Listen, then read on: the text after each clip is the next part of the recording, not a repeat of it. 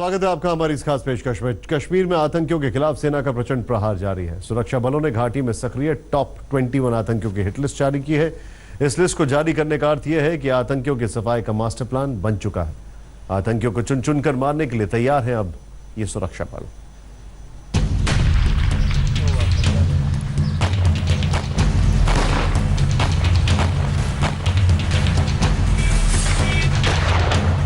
घाटी में चुन चुन कर मारे जाएंगे आतंकी।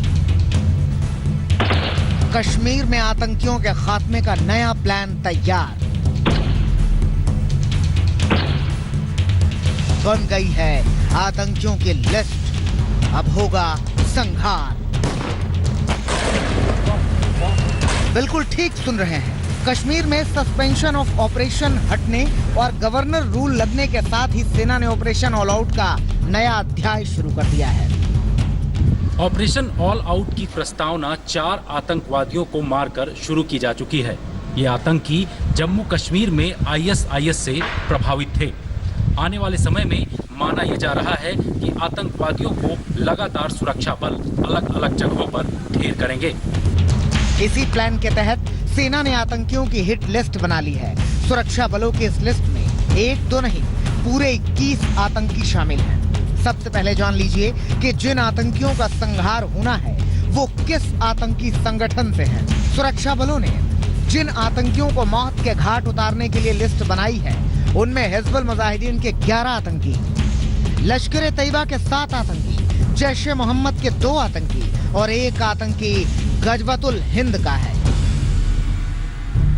इन 21 आतंकियों में 1 आतंकी को अनंतनाग में मौत के घाट उतारा जा चुका है। बाकी के बचे 20 आतंकियों को तलाशने के लिए सुरक्षा बल कश्मीर का चप्पा चप्पा छान रहे हैं। जिस दिन भी सुरक्षा बलों को इनकी जरा सी भी भनक लगी, मान लीजिए कि इन आतंकियों का उसी रोज काम तमाम होना निश्चित है। जो दहशतवादी कश्मीर वैली में ऑपरेट कर रहे हैं, खास तो साउथ कश्मीर में इनकी लिस्ट बनी है जिसमें लश्कर तैयबा, जैश ए मोहम्मद और हिजबुल मुजाहिद के दहशतवादी है। वो किस इलाके में ऑपरेट करते हैं ये पता है, उनके नाम पता है, उनके रिलेशंस वगैरह सब पता है। तो इस कारण से उनको एलिमिनेट करना ये काफ़ी आसान रहेगा, क्योंकि ये सब अर्बन टेररिस्ट है और गाँवों के अंदर ही रहते हैं। सुरक्षा बलों ने जिन 21 आतंकियों को अपनी हिट लिस्ट में रखा है वो सब के सब बेहद खूंखार, शातिर और खतरनाक हैं। सुरक्षा बलों के इस हिट लिस्ट में शामिल आतंकियों में से 6 आतंकी A++ कैटेगरी में शामिल हैं। सबसे खतरनाक आतंकियों के इस कैटेगरी में से 4 तो सिर्फ हिजबुल मुजाहिदीन से हैं। माना जा रहा है कि अगर हिट लिस्ट में शामिल सभी आतंकियों को मार गिराया गया तो घाटी में आतंकियों की कमर टूट जाएगी। देखिए, एक मामले में तो ये बहुत बड़ी सक्सेस है, क्योंकि ये अमरनाथ रूट पे ये लोग पाए गए और इसमें आईएस का भी हाथ माना जाता है। Islamic state Jammu and Kashmir एक नई यूनिट, उसका सरगना मारा गया। तो ये एक बहुत बड़ा सक्सेस है, कामयाबी है, क्योंकि इसके माने ये हुए कि जो इंफॉर्मेशन फ्लो बंद हो चुका था वो सिक्योरिटी फोर्सेस को मिल रहा है। सुरक्षा बलों ने अपनी हिट लिस्ट में A++ कैटेगरी में जिन 6 आतंकियों को रखा है उसमें हिजबुल मुजाहिदीन का रियाज अहमद नाइकू, अल्ताफ अहमद डार, उमर मजीद गनी और जीनतुल इस्लाम शामिल है। लश्कर तैयबा के मुश्ताक अहमद मीर और AGH का जकीर रशीद भट्ट भी इसी लिस्ट में है। अब सेना और सुरक्षा बल की टीमें लगातार कश्मीर घाटी में 21 आतंकियों की हिट लिस्ट लेकर के चल रही हैं। माना यह जा रहा है कि आने वाले समय में आतंकियों की छाती छलनी ये सुरक्षा बल करेंगे। जितेंद्र बहादुर सिंह, दिल्ली, आज तक। आपने अक्सर देखा होगा कि आतंकियों के जनाजे में देश विरोधी नारेबाजी होती है, पाकिस्तान के झंडे फहराए जाते हैं, सुरक्षा बलों पर पत्थरबाजी की जाती है। लेकिन अब ये सब नहीं होगा। आतंकियों का ना जनाजा निकलेगा और ना ही ये सब होगा। सीधे उनको दफन किया जाएगा, वो भी वहां जहां उनका इनकाउंटर किया जाता है। कश्मीर में ऐसी तस्वीरें अक्सर आपने देखी होंगी।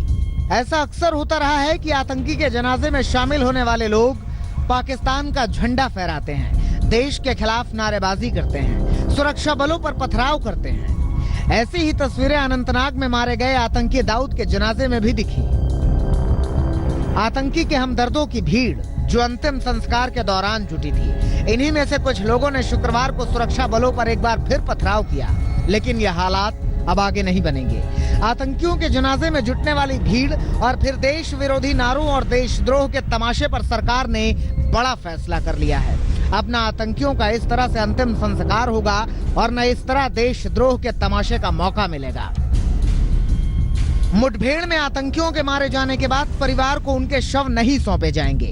जहां पर मुठभेड़ होगी वहीं दफन कर दिए जाएंगे आतंकी। आतंकियों के अंतिम संस्कार के दौरान होती रही है देश विरोधी नारेबाजी।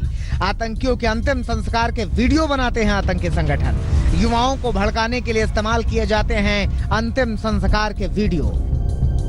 आतंकियों के खिलाफ तेजी से बदली रणनीति इस बात का साफ सबूत है कि महबूबा सरकार के रहते हुए कड़े फैसलों के रास्ते में काफी अड़ंगे थे, लेकिन अब आतंकियों और उनके हमदर्दों को रियायत की कोई स्कीम नहीं मिलने वाली। श्रीनगर से अशरफ वानी और दिल्ली से जितेंद्र बहादुर सिंह के साथ आज तक ब्यूरो।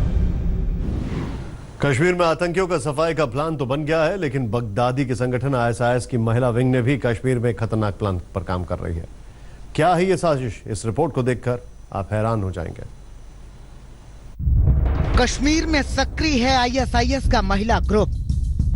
बगदादी ब्रिगेड की महिला आतंकियों की साजिश का बहुत बड़ा खुलासा। बगदादी की महिला ब्रिगेड घाटी में सक्रिय है। बगदादी की महिला ब्रिगेड रच रही है भयानक साजिश। जी हां, यह खबर न सिर्फ खतरनाक है बल्कि सचेत करने वाली भी है। खुफिया एजेंसी की माने तो लश्कर और जमात-उद-दावा के अलावा बगदादी के खूंखार आतंकी संगठन ISIS का महिला आतंकियों का ग्रुप कश्मीर में सक्रिय है। खुफिया एजेंसियों ने गृह मंत्रालय को एक रिपोर्ट दी है जिसमें यह जानकारी दी गई है कि ISIS का महिला संगठन लगातार कश्मीर घाटी में नौजवानों को ISIS में शामिल होने के लिए उकसा रहा है और इसके लिए वो लोग कई जगहों पर जा चुके हैं। लगातार इसके लिए मीटिंग की जा रही है। सुरक्षा एजेंसियां इन पर नजर बनाए हुए हैं। खुफिया रिपोर्ट में बताया गया है कि दौलतुल इस्लाम नाम से कश्मीर घाटी में महिलाओं का ये ग्रुप सक्रिय है। खुफिया एजेंसी ने गृह मंत्रालय को सचेत किया है कि ISIS ग्रुप की सदस्य महिलाएं घाटी के अलग अलग इलाकों में ISIS की विचारधारा से लोगों को जोड़ने की कोशिश में है। ये ग्रुप कश्मीर घाटी में पिछले 1 साल से सक्रिय था, लेकिन सुरक्षा बलों को तब पता चला जब ईसा फाजली नाम के आतंकी को सुरक्षा बलों ने ढेर किया। ये ग्रुप लगातार कश्मीर घाटी के युवाओं को अपनी ओर आकर्षित करने के लिए भी मुलाकातें भी कर रहा था। आरोप है कि फाजली की मौत के बाद इस ग्रुप की महिलाएं उसके घर गई थीं और वहां उन्होंने भड़काऊ बयान दिए थे। बता दें कि श्रीनगर में पत्थरबाजी के दौरान भी अक्सर पाकिस्तान के साथ ISIS के झंडे दिखाई देते रहे हैं। IS को लेके बहुत सारी चर्चाएं हो रही है। मुझे लगता है कि IS है, उसको हमें नजरअंदाज नहीं करना चाहिए, पर सब कुछ उसी पे निर्भर हो ये ना हो, क्योंकि अभी भी कश्मीर में IS का फैलाव वो नहीं है जो लश्कर तैयबा, जैश और हिजबुल का है। तो जो मेन लड़ाई है वो इन तीनों संगठनों से है। इन 3 आतंकी संगठन IS पे भी नजर रखा जाए। हालांकि भारत सरकार देश में ISIS की मौजूदगी से इनकार करती रही है, लेकिन कश्मीर में बिगड़ते हालातों के बीच अब आधिकारिक तौर पर ISIS की विचारधारा का समर्थन करने वाले ग्रुप की जानकारी सामने आई है। जाहिर है कि आतंक को अगर जड़ से खत्म करना है तो इस जानकारी को हल्के में नहीं लिया जा सकता है। जितेंद्र बहादुर सिंह, दिल्ली, आज तक। कश्मीर में आतंकियों की जड़ें उखाड़ फेंकने के लिए सुरक्षा बलों ने कमर कसी तो राजनीति भी शुरू हो गई। कांग्रेस नेता सैफुद्दीन सोज ने कश्मीर को लेकर पहले विवादित बयान दिया और अब उन्होंने पाकिस्तान प्रेम में सरदार पटेल पर भी सवाल उठा दिए हैं।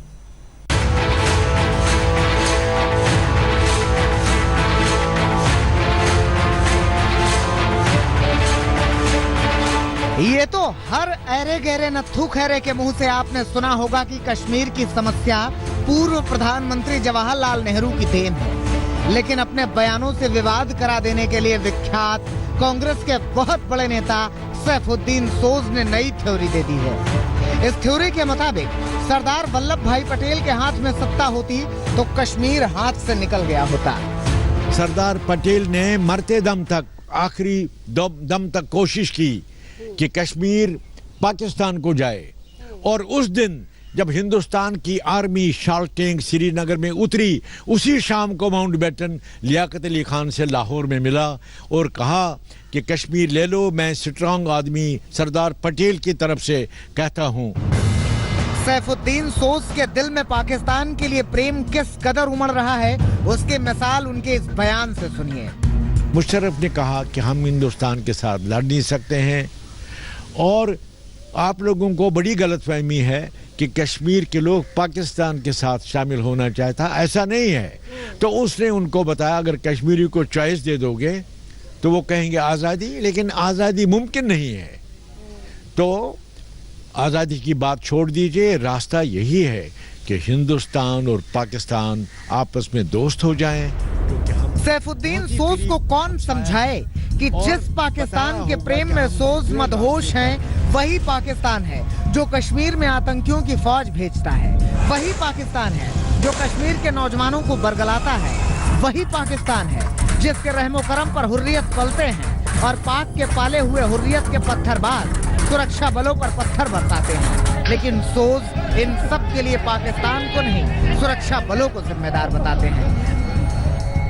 इतना ही नहीं, सैफुद्दीन सोज कांग्रेस नेता गुलाम नबी आजाद के बयान का समर्थन भी करते हैं। पत्रकार तो यही उल्टा पुल्टा बताते हैं और गुलाम नबी आजाद साहब को डराया जाता है।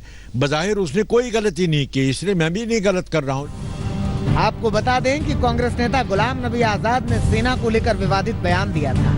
उस बयान को पहले सुनिए। चाहे वो ऑल आउट का मतलब हो या हार्ड परस्यूट का हो, वो मिलिटेंसी को खत्म करने के लिए होना चाहिए, मिलिटेंट्स को खत्म करने के लिए होना चाहिए, सिविलियंस को खत्म करने के लिए नहीं होना चाहिए। कर लिया। इसी बयान ने कश्मीर से लेकर दिल्ली तक की सियासत को गर्म कर दिया। बीजेपी ने करारा प्रहार किया। सैफुद्दीन सोज कांग्रेस पार्टी के एक वरिष्ठ नेता है। वो यूपीए सरकार में केंद्रीय मंत्री रह चुके हैं और ये उन्होंने कोई ऑफ द कफ रिमार्क नहीं कहा है। किताब में अपनी सोची समझी हुई सोच और विश्लेषण को प्रस्तुत किया है। अब आरोप प्रत्यारोप का दौर है, लेकिन सवाल ये है कि कांग्रेस के नेता पाकिस्तान का राग गाकर और सुरक्षा बलों पर बेबुनियाद इल्जाम लगाकर कौन सी सियासत करना चाहते हैं। दिल्ली से मौसमी सिंह के साथ आज तक ब्यूरो। वक्त एक ब्रेक का, ब्रेक के बाद दंगल मेरे साथ। लेटेस्ट खबरों के लिए यूं ही देखते रहिए आज तक और इस वीडियो के पसंद आने पर लाइक, शेयर एंड सब्सक्राइब करना ना भूलें।